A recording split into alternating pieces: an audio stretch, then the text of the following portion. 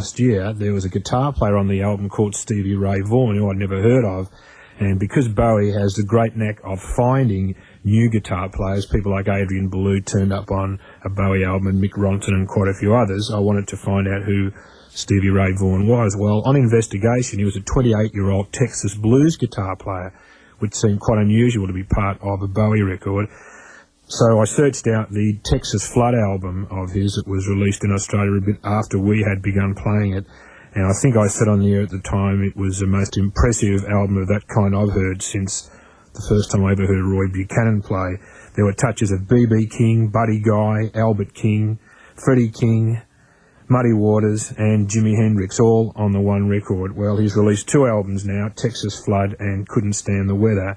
And without any shadow of a doubt, he is one of the most exciting new rock and blues guitar players to emerge over the last few years. He proved that in concert with 3 phenomenal performances during the last week at the Concert Hall in Melbourne.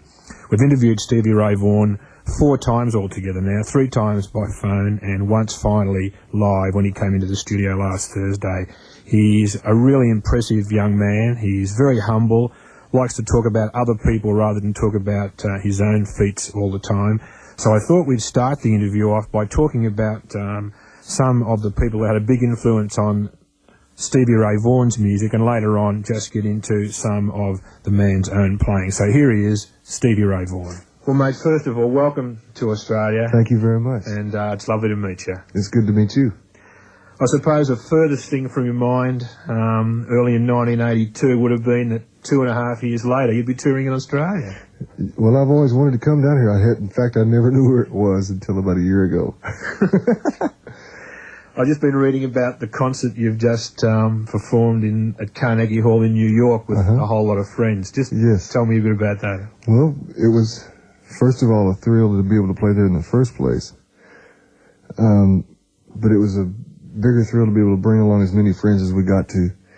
Got to finally do a gig with Dr. John, who is one of the most incredible keyboard players, much less musicians, songwriters in the world, and incredible people. Got to do it with my brother Jimmy Vaughan of the Fabulous Thunderbirds, which is always a pleasure to play with him. Always has been, always will be. We're going to go to the moon together, by the way. Had Room Full of Blues horn section, which is a 5-piece horn section out of a band from Providence, Rhode Island. As well as we had George Raines along with Chris Layton, our normal regular drummer. George Raines was on drums as well as Chris on the big band section. We had, of course, Tommy Shannon on bass, as well as Angela Straley sang 2 songs with us. Now tell us a little bit about Angela Straley. Angela Straley is a phenomenal singer out of Austin, Texas, who not only sings but writes songs, plays bass, plays harmonica. She's just an incredible woman, in fact. I don't know very many people who have ever met her that don't just adore her. She's a real woman, real soul projection. I don't know what to say. She's wonderful. Now, one of the byproducts of your success is that you can now help these people, can't you, where before, because you were unknown, and it'd be no good you saying to somebody, look, there's this wonderful singer called Angela Straley, there's this great band called the Fabulous Thunderbirds, but now that you've got some clout because of your success, you can't you, help these people? Yes, those people as well, I mean, all the people that I've grown up with, as well as the people that I've gotten my influences from that are no longer really being taken seriously in a lot of avenues. You know, I've got the chance to be able to go and get recognition for the people who came up with the music in the first place, such as Albert King, Albert Collins, Coco Taylor, you know, on and on. Hubert Sumlin, who most people don't know who he is. He was Hollywood's guitar player for 27 years. Muddy Waters for 2 or 3. People don't really realize who these people are, but we get the chance to help them out now, with gigs, with just notoriety. A lot of times we can get them to be recorded, and it really helps, and it's a lot of fun being able to do so. It's in a way you're paying them back, aren't you, for what people have done for you? Because, like, apart from your manager Chesley Milliken, who showed enormous faith in you right from the beginning, and he actually passed a video on to Mick Jagger. Is that right? That's right. That really got the ball rolling. A lot of it, yes. Well, Mick Jagger would have helped you. Certainly Jackson Browne and David Bowie helped you in Montreux. Certainly John Hammond Sr. has helped you a lot. As well as Jerry Wexler, who got us booked at Montreux. Right. So you're repaying them, aren't you, by helping other people? I'm doing my best to. I'm doing my best to help everybody I possibly can. Now, just talk about Jimmy for a little bit. You've mentioned often that he was an enormous influence on your whole life, particularly on your career, because he's elder, so you sort of copied what he was doing. First of all, you wanted to play the saxophone. That didn't work, so... Well, actually, I started off playing drums. Did you? I don't know where the saxophone part came in. It was in some bio that somebody put out. Actually, I started off trying to play the trombone if there was any horn instrument at first. I've tried to play sax. I can get a note out of it, but I don't know what I'm doing on it at all. Mainly, I started off playing drums and then went to bass. I was trying to play guitar, but the guitar that I had wouldn't tune, so I took 3 of the strings off and just made it into a bass and played behind Jimmy.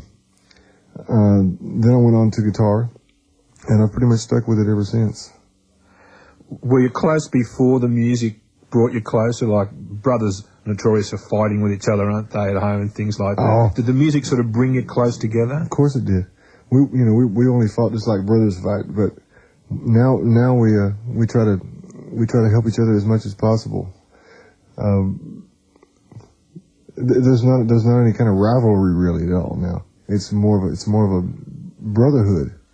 Something interesting too that I've noticed is that you've mentioned that one of the first records that Jimmy played for you was a Lonnie Mack record of Wham.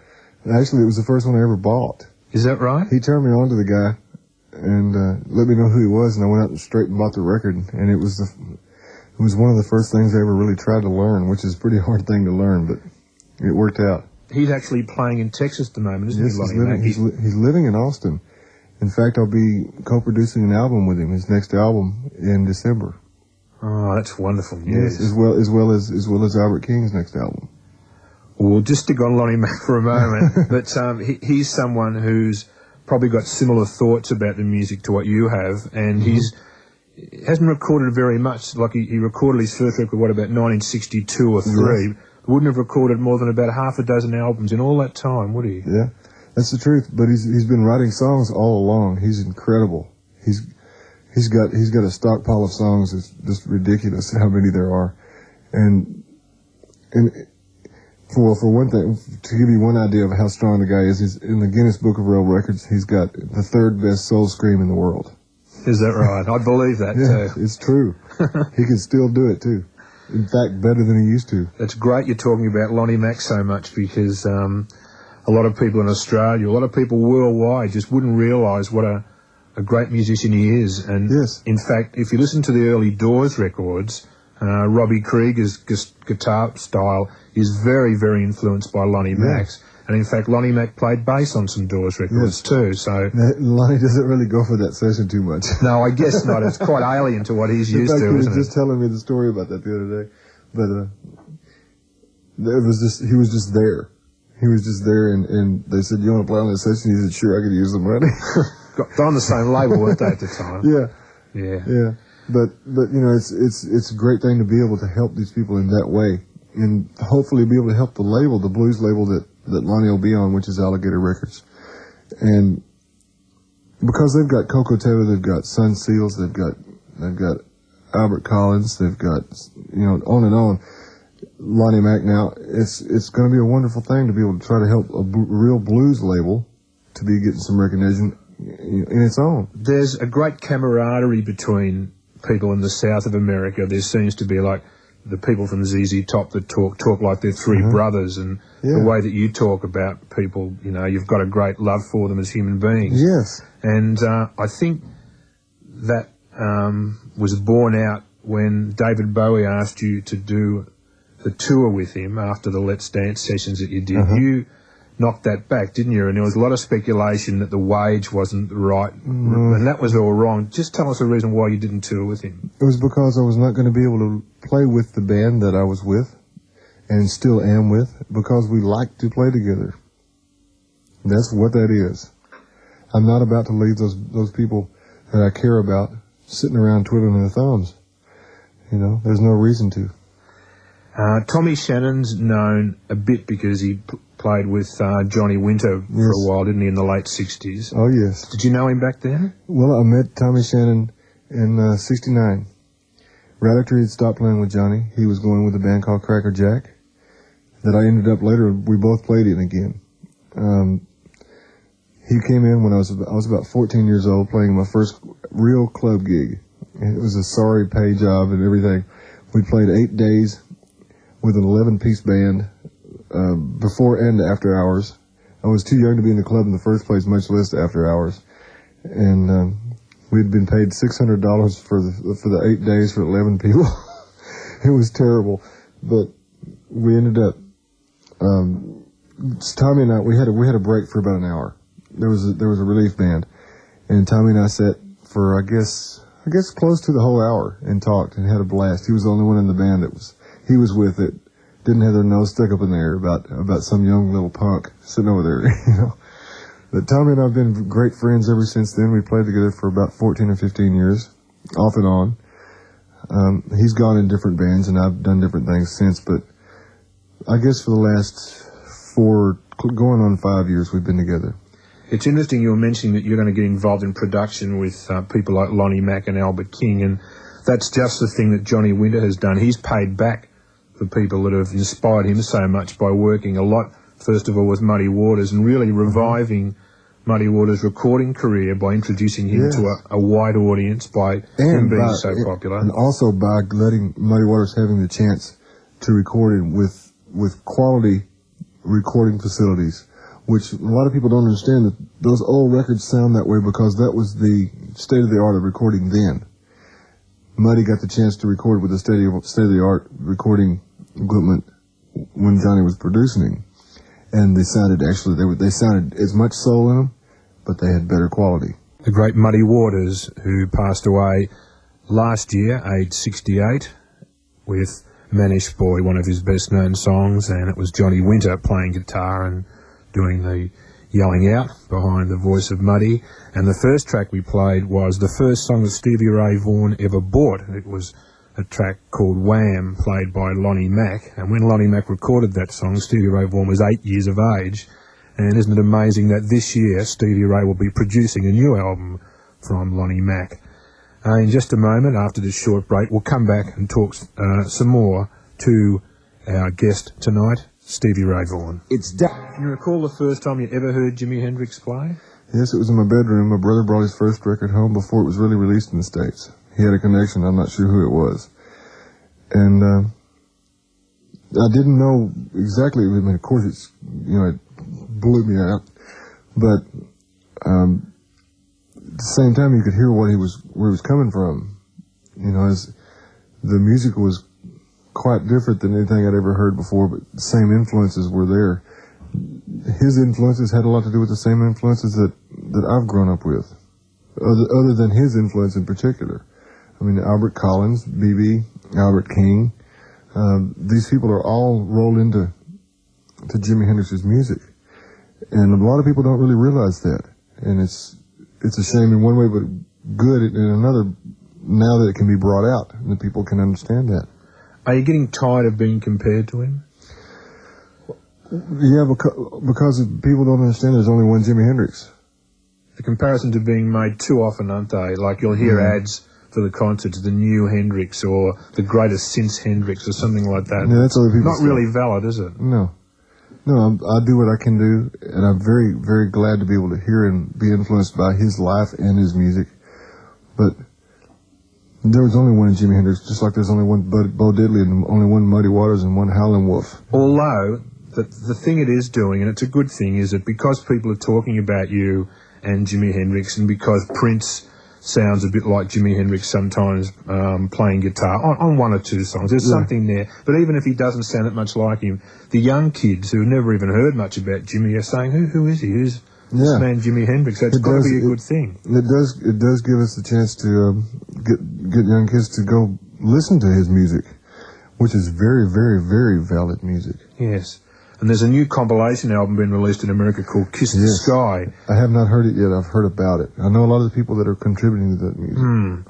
To that compilation. Yes. Well, I guess that'll be digitally remastered and it'll be done in the best possible way again. But hopefully they won't change the way he meant it to be. No. But the reason I mention that is because young kids now would probably take sounds very seriously. Yes. Maybe are more pleased to sit down and hear a record that sounds good, like it doesn't sound like a 60s record, if you know what I mean. Yes, especially with the laser discs and everything. If you do it wrong, it's going to sound terrible. Yeah. I think of all the songs that you've recorded, my personal favourite is one that's got a real Hendrix feel, and it's a song called Lenny, which you wrote about somebody very special, didn't you? Yes, my wife. Bless her soul, she's still with me. Now, I'm still with her, I should say. How did you first meet her? Well, we've known each other for years and years. I was in love with her for, I guess, 5 years before we were married. She wasn't in love with me all that time, you know. We finally got together. Actually, we have 2 anniversaries we celebrate now. One is we call our Love Struck anniversary, which is July the 5th. And then we were married on December the 23rd, 5 years ago, as of this Christmas. She's a wonderful woman. We've gone through 5 years, and that's the first 5 years of the hardest, I do believe. Now, there's no lyric to that song, but it doesn't need a lyric, does it? I hear words all over it, even though there's no lyric. It just shows a great love song's going to be written without a lyric, can't they? Sure. Do you do a lot of Jimi Hendrix songs during a performance? We do takeoffs of things a lot of times. We do Voodoo Child, of course.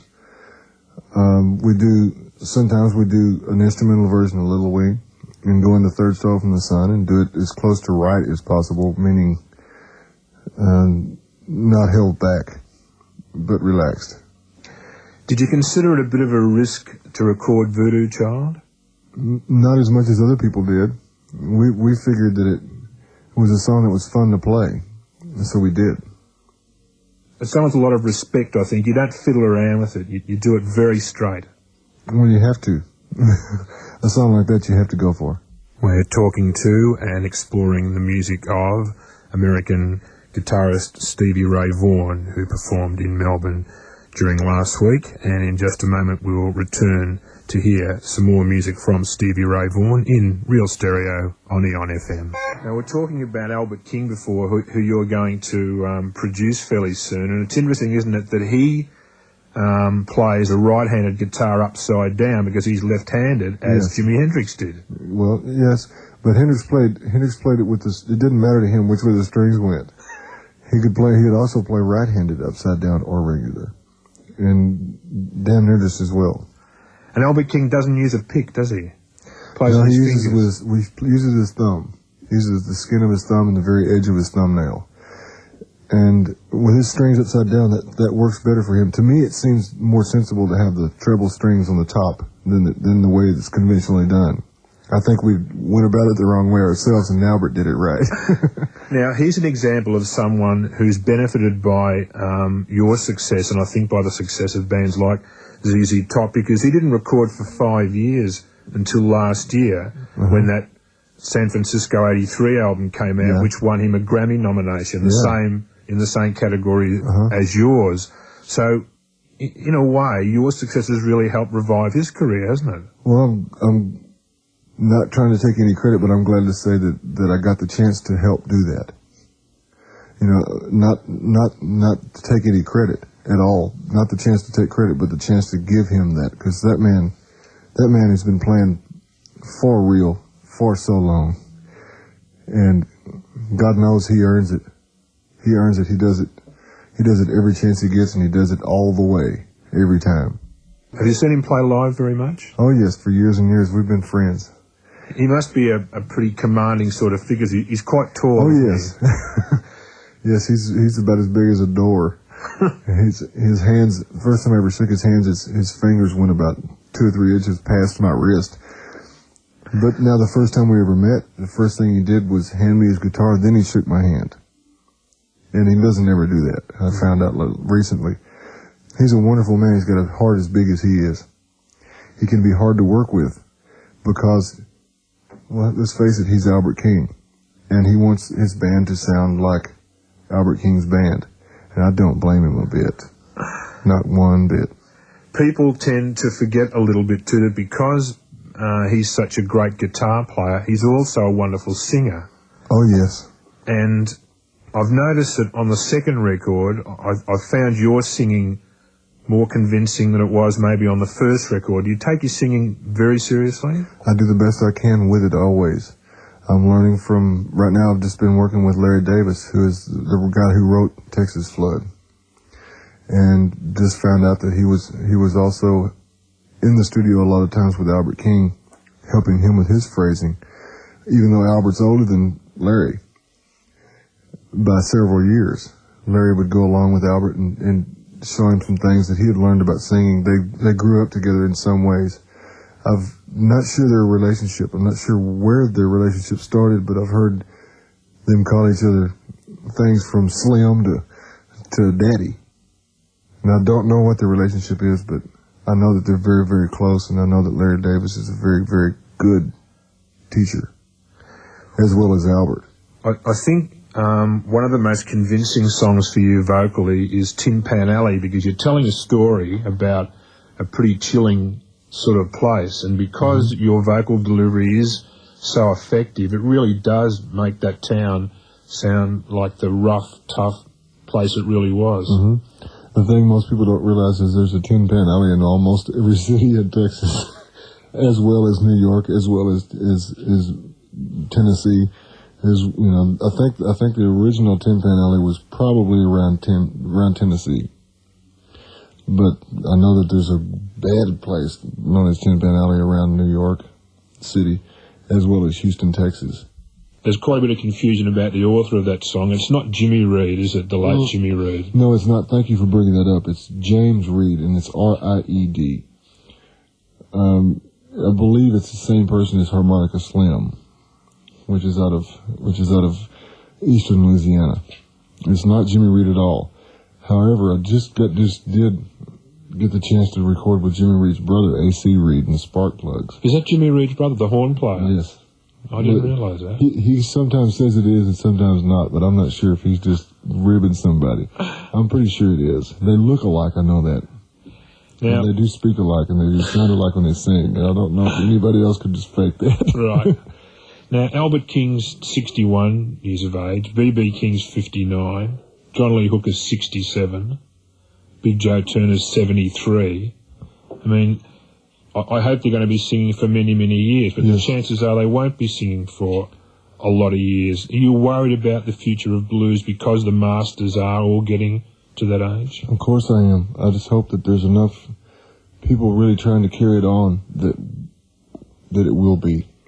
I'm doing the best I can. I know that there's a lot of musicians in the States that are really, really trying to make sure that it stays in its real form and still grows. Despite the fact that they are aged, as we mentioned then, Big Joe Turner's still recording. In fact, he's recorded an album with Roomful of Blues, which is a wonderful, wonderful record.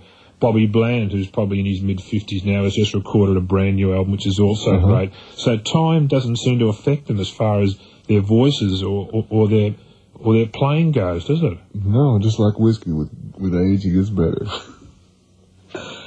Melbourne's had a real... say fine wine.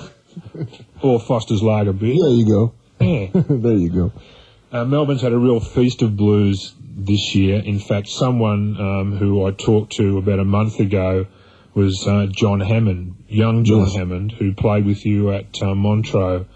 And he spoke very, very highly of you and was very pleased to know that you'd remembered him from the Montreux concert. He's a wonderful man. He always has been ever since the first time I met him in Austin, I guess about 73 or maybe 4 at the latest. He was a very, very, very nice man and great player, great singer. Very, very, very much ignored in a lot of ways by the music audience in a lot of times. Respected mainly by musicians. And God knows his dad, Mr. John Hammond, John Henry Hammond, Jr., has done a lot for all of us. He's probably responsible for the white man hearing the blues. That's so true. In fact, I read some sad news in one of the music papers today where a lady called Alberta Hunter died very recently. Oh, no. At 89 years of age, mind you, who John Sr. had helped to revive her recording career after a gap of something like 40 years. Yes, I didn't know she died. Yes, that was very sad to read today. So like you say, John has probably done more than any other one person to bring blues music to a wide audience, hasn't he? That's true. He gave us a chance to hear everybody from Billie Holiday, Bessie Smith, Charlie Christian. In fact, he was responsible for the first black man to get on a white radio station. Now, that's pretty serious. Mm-hmm. Having said all that, I think it's very unfortunate that John Jr. and his father don't get on very well. In fact, John Sr. has had very little to do with young John's career. Well, the career-wise, they do actually love each other very much. They just have a hard time not butting heads about different ideas. They love each other very much, and they both show it when you get them off by themselves. They're very clear about it. They start grinning about each other. Someone else who will be here not long after you go is Eric Clapton. You won't be actually in the country, will you, when he's here? Great. I'd love to meet the man. I never have gotten a chance. Well, he'll be here late November, but I guess you'll be gone by then, will you? Well, we'll be leaving, I guess, the 14th. Maybe Chesley could get your plane to go a week later or something. You can stay and have a play with Eric Clapton. I won't be able to because I've got to go. I get the chance to go to Memphis on the 18th. I've been nominated for the Entertainer of the Year for the W.C. Handy Award out of Memphis. Congratulations. Thank you. That's wonderful. That's the biggest thing. That's probably the biggest award so far that I've been up for. Would you be the first white performer ever to be nominated for that award? Yes. So far, the only person that have ever gotten it have been Bobby Bland, B.B. King, and Gatemouth Brown. Well, sincere congratulations. Thank you. That's great news. Even though your music's rooted firmly in blues, it's expanding because there's a song called Stang Swang on the new album, which has got a real jazz feel to it. Will you be recording that sort of material a little bit more now? Yes, there'll be pieces of that type of music included, and hopefully from now on. Actually, that song I wrote about 5 or 6 years ago. That's one of my examples of trying to play jazzy type of music and not knowing how to read music at all. What style would that be, and who would you say would play like that regularly? What guitar player? Kenny Burrell. That's the style I'm trying to go for. Kenny Burrell or Grant Green, that type of thing. So would you extend a bit more on the next album, maybe? Maybe do a couple more? Well, I'm writing a song right now that's called Our Riviera Paradise. Let me say that clear. Our Riviera Paradise, which is actually it's another love song to my wife, Lenny. That's when we first got together. We had a little balcony. It was actually just like a hotel room balcony on the side of our apartment, just big enough for a hammock, and we had a little bamboo curtain that we hung down in front of it, and we'd leave our sliding glass door open and with the air conditioner blowing on us and lay out in the hammock in the sun and drink iced tea or a beer or whatever, and lay there in the hammock and we called it our Riviera, and this song is it's real laid back jazz. It's lots more laid back. It's more like the speed of Lenny. And in fact, sometimes we put part of it in the middle of Lenny when we do it. And that type of thing, there's some things sort of like Sting Swing that we're doing as well. We're also going into I guess the only way to describe it would be like Stax Volt soul thing, like Otis Redding type of progression or beat. So you might use some horns on the next record then? Possibly. We'll see. All right. Even though you've only really been known outside of Texas for, about 2.5 years now, do you still have a lot of musical ambitions to fulfill? Sure. There's a lot more to be done, and there's no way to describe which way that it will go, except for every direction that I can possibly do. One of my main things that I try to do is not ever give even the same amount of chances as the last record for someone to say that we do one kind of music. because the more we learn about music that's got feeling and heart and soul in it, the more chance we have to open these things up instead of saying, oh, well, they're just a this band, or they're just a blues band, or they're just a jazz band, or they're just this. Because a lot of the industry has forgotten that music is the reason that they're there. We've got to open those doors back up and leave them wide open, because the music is a language of the people. Look, I know you've got a pretty busy day, so I won't keep you any longer. All I can say is thanks very much for coming into our radio station. I hope you enjoy your stay in Australia, and just thank you for what you've done for blues music. Well, thank you, and thank you for your interest.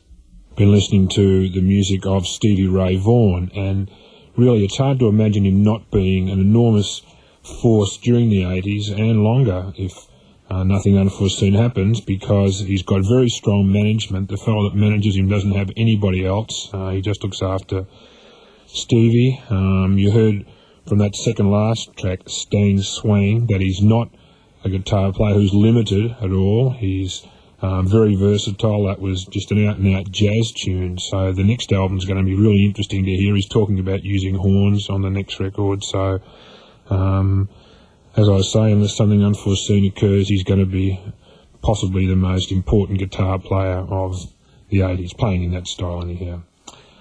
Okay, it's 11 to 11 on Eon FM.